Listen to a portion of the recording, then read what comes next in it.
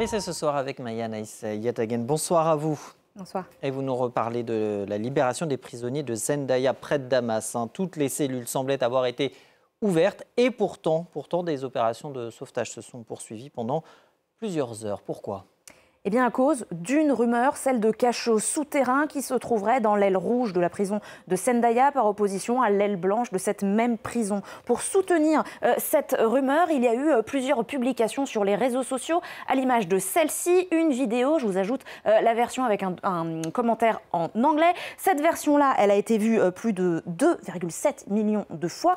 Et ce qu'elle montrerait, ce serait une caméra de surveillance sur laquelle on verrait des prisonniers qui seraient donc visibles sur caméra, mais inaccessibles pour les secouristes. Et vous le voyez dans ce tweet-là, eh bien, il y aurait un appel à la communauté internationale pour sauver ces détenus. Un appel va même être lancé par le gouvernorat rural de la région qui va demander aux anciens soldats, anciens officiers qui ont travaillé dans cette section rouge de donner les codes des portes électroniques souterraines pour sauver. Il y a un chiffre. Plus de 100 000 détenus selon cette publication, sauf que ces chiffres ils ne sont pas très crédibles, car même si l'on n'a pas exactement le nombre de personnes qui ont été détenues dans cette prison, même si on n'a pas l'étendue des exactions du régime de Bachar el-Assad, eh bien l'ONU donnait régulièrement le chiffre de 100 000 disparus au total en Syrie à cause donc, du régime d'Assad. Amnesty en 2017 sur la prison de Zendaya parlait de 30 000 prisonniers dans un endroit qu'elle avait surnommé l'abattoir humain.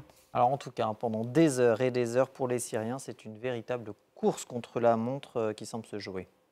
Et oui, les secouristes des casques blancs ont envoyé plusieurs équipes d'urgence qui ont essayé d'accéder à ces potentielles cellules souterraines. Et vous allez voir plusieurs images. Tout d'abord, les Syriens qui essayent d'examiner un conduit d'aération, qui disent sentir une odeur insupportable devant la trappe, ce qui suggérerait la présence de cadavres. Vous en avez d'autres qui disent avoir entendu des bruits et qui vont casser des murs en appelant. Est-ce qu'il y aurait quelqu'un au bout donc, de ce tunnel qu'ils peuvent apercevoir ? Ils ont donc cassé des murs sans rien trouver. Et une troisième vidéo où vous les voyez s'attaquer aux murs extérieurs de la prison, aux fondations de la prison, pour essayer donc d'accéder à ces prétendues cellules souterraines. Aucun ne trouve de détenus, ça ne donne rien. Et c'est pour ça que les casques blancs vont publier un appel avec un numéro de téléphone d'urgence, proposer une récompense jusqu'à 5 000 $ pour toute information permettant de sauver les détenus. Et sur les réseaux, eh bien, il y a une photo qui circule. Vous allez la découvrir juste ici. Et non. Bon, là voilà. Cette photo qui montre ce qui serait le plan de la prison de Zendaya, sauf que quand on fait une recherche d'images inversées, on tombe sur l'auteur originel de cette photo. C'était un artiste qui s'était inspiré de l'enfer de Dante Alighieri, qui aurait été surpassé par celui de Zendaya. Finalement, mardi soir, les casques blancs vont annoncer la fin des recherches. Ils ont examiné chaque recoin de la prison, y compris les entrées, les ventilations, les câbles de caméras de surveillance. Ils disent n'avoir rien trouvé. Selon l'association des détenus et disparus de Zendaya, le dernier prisonnier libéré, c'était dimanche 8 décembre à 11 h, heure locale. Alors est-ce qu'on a une idée du nombre de personnes qui ont été libérées de Zendaya ?